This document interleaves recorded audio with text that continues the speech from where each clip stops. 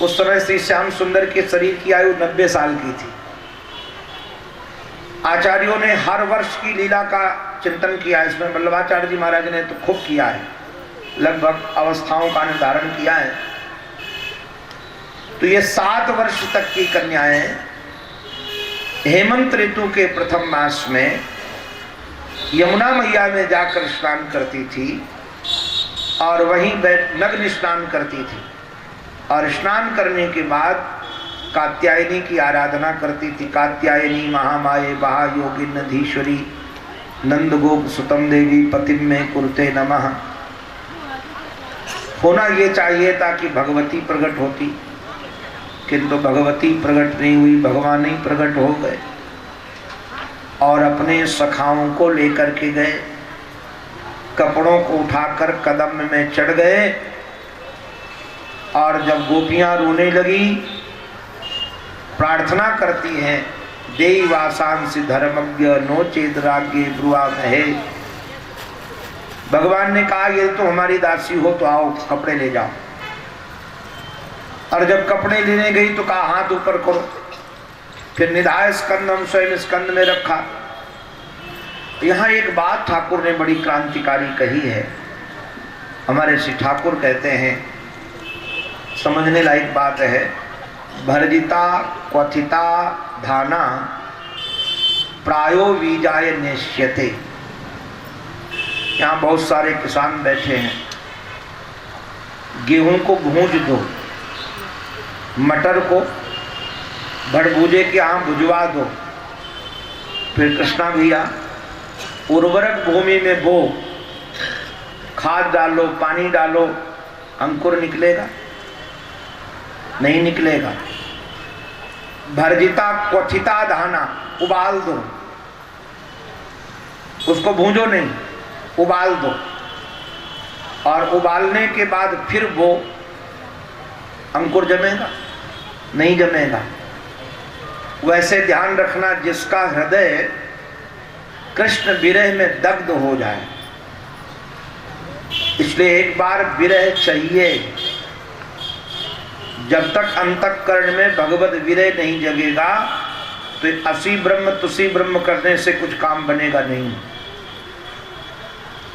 एक बार हुक उठे और मारा झरझर झरझर आंसू बहे। हमारे उपाध्याय जी के यहाँ एक साधु आए, मिले थे, महाराष्ट्र के थे। हमको तो दर्शन करने को नहीं मिला। इन्होंने बताया कि सुबह देखो तो उनकी तकिया भीगी मिलती थी, इतना रोते थे। अरे बाबा, हंस हंस कंत न पाइया, जिन पाया तिन रोए। कभी हुक उठे कि मनुष्य जन्म में मिला था, अब मौत की ओर यात्रा हो रही है, आज तक उसका दर्शन नहीं हुआ। जब झरझर झरझर आंखों से आंसू बहते हैं और लगता है कि प्राण अब निकले अब निकले, तब कहीं हृदय से काम जाता है। ऐसे काम नहीं जाता है, केवल शास्त्र पढ़ लेने से काम नहीं बनता है। ऐसे व्यक्ति के हृदय में, अथवा जिसका हृदय इतना सिक्त हो गया है कृष्ण रस में, वहां फिर काम का अंकुर नहीं जन्म होता। भर्जिता क्वथिता धाना प्रायो बीजाय निश्यते। आने वाली रात्रियों में विहार करेंगे। गोविंद ने आश्वासन तो दे दिया नारायण, गोपियां चली गईं। बाद में भगवान ने वृक्षों की बड़ी महिमा गाई। भगवान सखाओं को लेकर गोचारण करते हुए मथुरा के समीप गए हैं। मैं कई बार लोगों को कहता हूँ, आप सबसे भी कह रहा हूँ, विष्णु पुराण का एक श्लोक है, उसमें वर्णन है 10 कूप समो वापी। एक यदि 10 कुएं कोई खुदवाए और 10 कुएं खुदवाने का जो फल होता है वो एक सरोवर बनवाने का होता है। आजकल नेता लोग तो सरोवरों पर ही कब्जा कर लेते हैं, वहां भी अपना कुछ बो देते हैं, सरोवर ही नष्ट कर रहे हैं। सरोवर होने चाहिए। आजकल बड़ी विडंबना भी हमको बेलखेड़ा में लोगों ने हमको बताया कि गाय अभी नाली का पानी पी रही है, क्योंकि सरोवर है नहीं, उनके पीने के लिए व्यवस्था नहीं, तो नाली का पानी पिएंगी। फिर हमने गोलू भैया को हमने कहा कि भाई आप पानी की व्यवस्था करो गायों के। तो सरोवर इसीलिए होते थे, 10 कूप समो बापी। 10 कूप खुदवाने का जो पुण्य होता है वो एक सरोवर खुदवाने से हो जाता है, क्योंकि सरोवर में पशु भी पानी पीते हैं, पक्षी भी पानी पीते हैं, जीव जंतु भी पानी पीते हैं। अभी तो हमको लगता था कि शायद छिपकली पानी नहीं पीती है, जरूरत नहीं पड़ती होगी। अभी हमने 3 दिन पहले यहीं पर, मुझे आश्चर्य लगा, हमारे रवि जी गिलास भर के छोड़ गए थे रात्रि में। उस छिपकली को लगा कि हम सो रहे हैं, महाराज गिलास पर ऐसे पैर जमा कर पानी पी रही थी। हमको लगा कि इसलिए कभी खुला हुआ पानी नहीं छोड़ना चाहिए, कभी खुला पानी ऐसे बाल्टी गिलास छोड़ देते हैं, तो खुला छोड़कर चले गए थे वो। तो जाने कितने जंतु पानी पीते हैं। तो सरोवर खुदवाने का बहुत पुण्य है, किंतु कोई 10 कूप सरोवर खुदवाए, जो पुण्य होता है एक सत्पुत्र से पूरा हो जाता है, एक सद्गुण संपन्न पुत्र हो जाए। और 10 सत्पुत्र महाराज उत्पन्न किया जाए, सच्चे पुत्र 10, वो तो आजकल होने वाला है नहीं। आप लोगों के किसी के प्राणों में दम ही नहीं है, यहाँ 2 में ही प्राण निकल जाते हैं, पालने में और पैदा करने में इससे ज्यादा सामर्थ्य है नहीं। तो 10 के तो ख्वाब आप लोग देखना मत। तो 10 पुत्र उत्पन्न करें, वो भी सतोगुणी पुत्र हों, सदाचारी पुत्र हों। आजकल सदाचारी पुत्र ही उत्पन्न करना बड़ा कठिन है, क्योंकि संस्कार किसी को आते नहीं है, संस्कार कोई करवाना चाहता नहीं है। हमारे आचार्यों को, विद्वानों को तो नाम याद होगा, आप लोगों किसी को याद ही नहीं है। न गर्भाधान संस्कार पता है कब होता है, न सीमंत संस्कार कब होता है ये भी पता नहीं है। आजकल तो जनेऊ संस्कार भी भगवान मालिक हैं। ब्राह्मण क्षत्रिय वैश्य तीनों को यज्ञोपवीत पहनना चाहिए, किंतु कोई पहनने ही नहीं चाहता। ब्राह्मण भी यज्ञोपवीत नहीं पहनना चाहते, वैश्य की तो बात छोड़ दो। किस उम्र में यज्ञोपवीत होना चाहिए ब्राह्मण का, किस क्षत्रिय का, किस उम्र में, किस वैश्य का, आज ये सब चली गई। दुजत तो चला गया जी। दुज हम तब बनते हैं जब हमारा 2 बार जन्म होता है, एक संस्कार से, एक माँ के गर्भ से। तो संस्कार तो लगभग जा रहे हैं, तो संस्कारी पुत्र उत्पन्न करेंगे कहां से हम? तो कम से कम 10 हमारा सत्पुत्र उत्पन्न करने का जो फल होता है, एक वृक्ष लगाने से पूरा हो जाता है। वृक्ष की बहुत महिमा है, और इस दुनिया में सबसे ज्यादा यदि कोई उपकारी वृक्ष है तो वृक्ष है।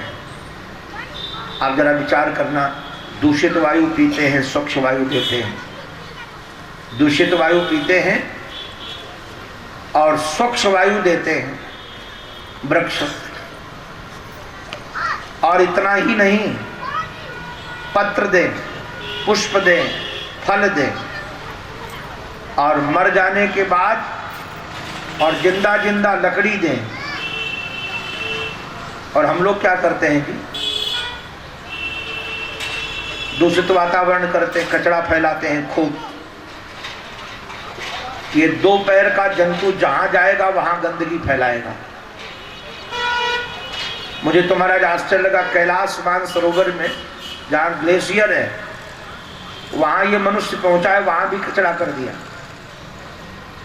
परिक्रमा लगा रहे थे कैलाश मानसरोवर की, देखा कितना कचरा है, कुछ पूछो नहीं। अब ये पोलोथीन कभी गलती नहीं है। तो ये 2 पैर का जंतु जहां जाएगा वहां गंदगी के अलावा कुछ नहीं करता है जी। और हमारे आपके मर जाने के बाद कुछ काम आने वाला नहीं है। अगर पड़ोसी सब मिलकर के दफनाएंगे नहीं तो पूरा मोहल्ला गंद और मारेगा। इसलिए वृक्षों जैसा उपकारी कोई नहीं है दुनिया में। प्रयास करो कि तो वृक्ष काटो नहीं और अधिक से अधिक वृक्ष लगाओ। ये नेता लोग तो केवल नक्शे में लगाते हैं, केवल फाइलों में इनके होते 2 लाख वृक्ष 10 लाख वृक्ष और मिलते 10 नहीं है। क्यों नेताजी लोगों ऐसे गर्दन हिला लो? अरे भाई फाइल में नहीं, भूमि में लगे हैं। अभी यहीं के एक सज्जन हमारे साथ कल थे, हमको बड़ी खुशी हुई। नर्मदा किनारे हमको बताया विक्रम भैया ने कि हमने 10,000 वृक्ष लगाए अपने यहाँ। हमको इतनी खुशी हुई, ये सारे के सारे वृक्ष आपको जीवन देंगे, समाज को जीवन देंगे। भागवत में श्री कृष्ण ने वृक्षों की बहुत महिमा गाई सखाओं के सामने, और वृक्षों की महिमा गाने के बाद फिर ब्राह्मण की पत्नियों से भोजन मंगाया, और ब्राह्मण की पत्नियां जब लौट कर गईं तो ब्राह्मणों ने अपने को धिक्कारा। दिक्कुलम, दिग्ग बहुज्ञता, उस कुल को धिक्कार है, उस बहुज्ञता को धिक्कार है जो अधोक्षज के चरणों में हमारी प्रीति न हो। बोले इनका यज्ञोपवीत संस्कार नहीं हुआ, ये देवियां वेद नहीं पढ़ी है, किंतु तब भी भगवान को पा गई। और हमारे आपके जीवन में भेद है, सदाचार है, किंतु अभिमान के कारण हम भगवान तक नहीं पहुंच पाए। बाद में कहा कि चलो ये पहुंच गई तो कम से कम हम पहुंच गए। अर्धांगनी है ना हमारी, इनके ब्याज से हम पहुंच गए। ब्राह्मणों को अनुकूल बना करके एक दिन श्याम सुंदर हमारे गोचारण करके आए और घर में छुनुन मुनुन हो रहा था। पूछा ये पकवान क्यों बन रहे हैं? तो मैया ने कहा कि बाबा से पूछो। बाबा ने कहा कि लाला हमारे देवता हैं इंद्र देवता, और हम इंद्र देवता के लिए पकवान बना रहे हैं क्योंकि हम वैश्य हैं, और वैश्य के 4 काम होते हैं, कृषि, गोरक्षा, वाणिज्यम, कुशीदम धर्म उच्यते। गाय की रक्षा करना, खेती करना, व्यापार करना और ब्याज में पैसा उठाना। अग्रवाल जी ये आपका ही काम है, बनियों का काम है, ब्राह्मणों का नहीं है। बनिया लोग ब्याज का पैसा खा सकते हैं, ब्राह्मणों को ब्याज का पैसा खाने का अधिकार नहीं है। इसलिए ब्राह्मण को कभी ब्याज का काम करना भी नहीं चाहिए। ये केवल वैश्य का अधिकार है, कई अधिकार वैश्य के ही हैं। तो कहा हम लोग तो, कन्हैया ने कहा हम लोग तो केवल गाय की रक्षा करते, और कर्मणा जायते जंतु कर्मणैव विलीयते। व्यक्ति कर्म में रहता है, कर्म में लीन हो जाता है, इसलिए हम गिरिराज जी की पूजा करेंगे। सुखदेव जी महाराज हमारे कहते हैं शक्र दर्पम जिघांसता। गिरिराज जी महाराज की पूजा उन्होंने शक्र के दर्प का दमन करने के लिए किया, और जो गिरिराज जी महाराज की पूजा विधिवत करा दी, कराने के बाद जब नारद जी से इंद्र को पता चला तो इंद्र ने भगवान को बहुत गालियां दी। मैं कई बार इस बात की चर्चा इसलिए करता हूं कि सावधानी जीवन में बनी रहे, अपने को भी स्मरण कराता रहता हूं। हमारे गुरुदेव जब मैं कथा करने के लिए निकलता था, एक दिन प्रणाम करने गया, उन्होंने कहा कि सुनो आचार्य जी। आचार्य जी कहते थे, कभी हमारा नाम भी लेते थे पूरा। कहा आचार्य जी सुनो, जो लोग तुम्हें माला पहनाते हैं और तुम्हारी आरती करते हैं, तैयारी ऐसी भी रखना कि लोग तुम्हें जूते की भी माला पहना सकते हैं। ये संसार का कड़वा सत्य है। जहां लोगों को स्वार्थ सिद्ध नहीं होगा अथवा उनके स्वार्थ में बाधा पड़ी, दोनों बातें हैं। आप सब पठित हैं, भागवत के यहाँ कई जानकार बैठे हैं, केवल मैं दृष्टि खींच रहा हूं। यही देवता लोग तत्र गत्वा जगन्नाथम देव देव वृषा कपिम पुरुषम पुरुष सूक्तेन उपतस्थे गदाभृत। और सुनिए, जय जय सुरनायक जन सुखदायक प्रणत पाल भगवंता, ये स्तुति देवताओं की है। उसमें देवताओं की स्तुति में गर्भ स्तुति देवता करने गए। सत्यव्रतम सत्य परम च सत्यम सत्यस्य योनि निहितम च सत्ये, बाद में सत्यात्मकम त्वाम शरणम प्रपन्नाः, ये स्तुति देवताओं के द्वारा की गई है। ये अगर देवता स्तुति करने गए थे तो देवताओं का मुखिया इंद्र भी उसमें था कि नहीं था? था। इसी ने स्तुति गाई थी और कहा था कि प्रभु आप प्रकट हो, किंतु अपनी पूजा बंद हुई तो सारा भाव लापता। भागवत में लिखा है, इसने इतनी गालियां दी हैं, बाचालम बालिसम स्तब्धम अज्ञम पंडित मानिनम। इंद्र कहता है कि कृष्ण बाचाल है, बालिस है, मूर्ख है तो मूर्ख, किंतु पंडित मानिनम, अपने को पंडित मानता है।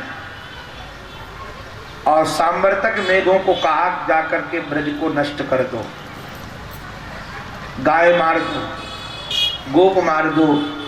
बंधु ये सब मेघ जाकर के मूसलाधार वर्षा बरसने लगे और गोप गोपी गोप घबरा कर जब गोविंद के पास में आए हैं, हमारे जीवन धन गोविंद ने गिरिराज जी महाराज के पास ले जा करके कहा कि तुम लोग हाथ लगाओ, गिरिराज उठाओ, कह लो गिरिराज उठा मेरी रक्षा करो।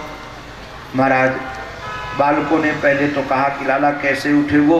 कन्हैया ने कहा इष्ट की बात पर कबहू अविश्वास नहीं करना चाहिए, और कर्मण्ये वाधिकारस्ते माँ फलेषु कदाचन, आप कर्म करो, फलाविलासा उस पर छोड़ो, आप पुरुषार्थ करो।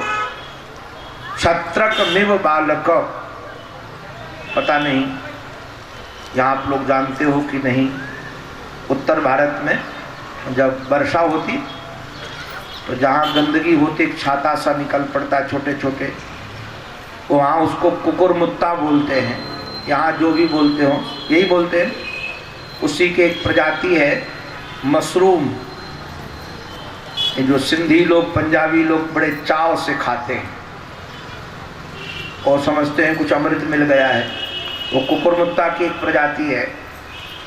तो जैसे कुकुरमुत्ता को उखाड़ने में तोड़ने में बच्चों को पुरुषार्थ नहीं करना पड़ता, वैसे गिरिराज उठ गया। 21 किलोमीटर का गिरिराज सहज उठ गया। 7 कोस का छत्रक में वो बालक, 1 दिन नहीं, 2 दिन नहीं, 3 दिन नहीं, 7 दिन तक बहुत सारी लीलाएं अंतरंग हुई हैं। इन दोबारे वासुदेव जी महाराज, भगवान पितम शैलम स्वस्थाने पूर्ववत प्रभो, भगवान ने 7 दिन उठा करके, ये भगवान शब्द इसलिए प्रयोग किया, कर्तुम अकर्तुम अन्यथा कर्तुम समर्थः, जैसे पहले था वैसे स्थापित कर दिया। मेघ गरज गरज कर बरस बरस कर हार गए और नारायण किसी का कुछ भी बिगड़ा नहीं। जब नीचे रखा तो यशोदा मैया दौड़ कर गई, कन्हैया को बाहों में भर लिया, मस्तिष्क चूमने लगी, कहीं हमारे लाल को किसी की नजर न लग जाए। सखा लोग श्री कृष्ण को लेकर के नाच रहे हैं और कह रहे हैं कि वारे वाह कन्हैया तूने तो गजब कर दियो, किंतु वारे वाह हमारे जीवन धन गोविंद। आप देखेंगे श्री कृष्ण का चरित्र, किसी क्रिया का कर्ता श्री कृष्ण कभी अपने को नहीं मानते। कछु माखन को बल बढ़ो, कछु माखन को बल बढ़ो, कछु गोपन करी सहाय। श्याम सुंदर कहते हैं कछु माखन को बल बढ़ो, कछु गोपन करी सहाय, श्री श्यामा जी की कृपा से गिरिवर लियो उठाए। देवताओं ने पुष्पों की वर्षा की और जब महाराज हमारे कन्हैया बाबा का हाथ पकड़ करके घर गए तो संध्या के समय बड़े बूढ़ों ने पंचायत बुला ली और पंचायत बुला करके बाबा से बड़े बूढ़ों ने कहा, मोको ऐसो लगे कि नंद तेरो लाला छोरा ना है।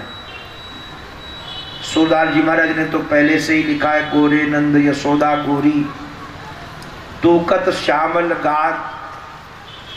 सूरदास जी महाराज कहते हैं कि कन्हैया जाकर कहते, दाऊ मोह खिजावे, दाऊ दादा मुझे खिजाते हैं। तो कहा कि बड़े बूढ़ों ने कहा, देख नंद, आज तक तो तूने इतनो बड़ो को वो पहाड़ उठायो ना है और तेरो छोरा 7 वर्ष को 7 कोस के पहाड़ को 7 दिन तक उठा कर रखियो। क्वा सकता है नो बाला क्वा महाद्री विधारणम, कहाँ 7 कोस का महाराज पहाड़, कहाँ ये तुम्हारा 7 वर्ष का बालक। ततो नो जायते शंका ब्रजनाथ तवात्मजम, इसलिए तुम्हारे बच्चे पर मुझे शंका हो रही है कि तुम्हारा है कि नहीं। हमारे ब्रजवासी महाराज कथा को बहुत रसीला कर देते हैं। भागवत में तो वैसे रसीली है किंतु इनके घर की लीला है, हमारे ब्रजवासियों की लीला घर की लीला है लाला की। इसलिए कृष्ण लीला सुनना हो तो कहो ब्रजवासी से सुनो। ऐसी रसीली लीला सुनाने हम बचपन में बहुत सुनते थे, अब तो समय कम मिल पाता है। ऐसे ऐसी लीला सुनाते थे महाराज ब्रजवासी बालक, हम तो खूब आनंद लेते थे, हंस हंस के लोट लोट पोट हो जाए। एक महापुरुष से मैंने कथा सुनी, मुझे अच्छा लगा और ये कथा हमारे श्रीमन नारायण भक्तमाली जी महाराज ने सुनाई हमें। तो मामा जी सुनाते थे कि जब बाबा से कहा तो बाबा ने कहा, ठहरो ठहरो अभी आता हूँ। और बाबा गए महल में, जाकर कहा, महल महल महल। यशोदा मैया निकली, बोली क्या बात है? बोले लाला की कुंडली ला। तो मैया बड़ी खुश हुई कि कुंडली की जरूरत तो तब पड़े जब छोरा को कोई देखने आवे। बोले कि कोई देखने वाले आए क्या? कुंडली लाओ कुंडली। कहाँ से देखने वाले आए? बाबा बोले बैठ कुंडली ला पहले। और कुंडली लेकर के जो गए तो मैया पीछे पीछे गई।